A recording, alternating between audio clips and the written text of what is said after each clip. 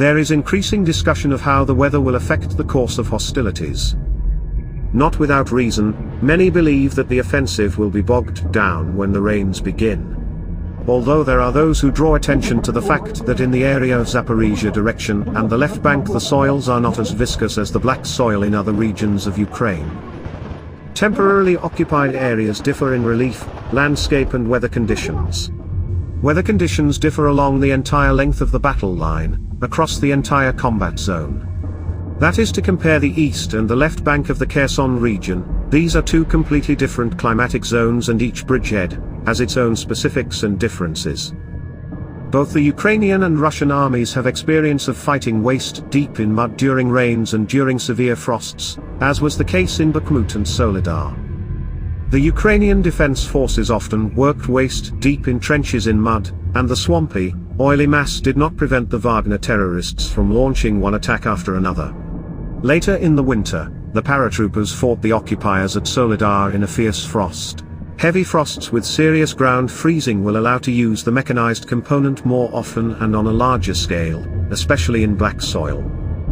On the other hand, we saw in Bakhmut that weather conditions did not stop the Russian command much. They sent their units to slaughter in huge numbers. Despite the weather conditions, the fighting continued, and the occupiers were advancing, throwing their troops into another attack. Often suicidal, but they kept on moving. Any theorist should personally experience what it means to move on foot in full gear on a road made of a thick layer of dust, tamped by armored vehicles. After even a little rain, this road turns into a mud bog.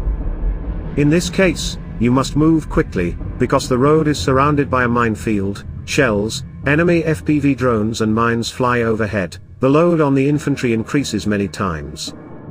Mud narrows down the possibilities of using equipment, and paved roads, which is what it all boils down to, can be under fire control. And it's more effective, since dirt roads mostly fall off that list. The number of roads that are targets of fire is reduced. This makes it easier for the enemy's artillery and aviation. But dirt does not mean that the artillery will be silenced.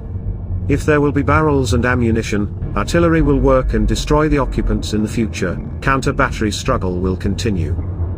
The occupants can be expected to act quite paradoxically and irrationally in difficult weather conditions when they start any intensive offensive actions. This is not the best moment for offensive actions, but they are carrying them out nonetheless. Yes, the logic of the Russians in its absence. Both sides already have experience of fighting in difficult weather conditions and with mud underfoot. The fighting will continue despite the weather. And if there are resources, the offensive campaign will also continue. Even if it is not to make any major advances, but to prevent the occupiers from wresting or seizing the initiative. To weaken their potential and advance when the conditions are right for it.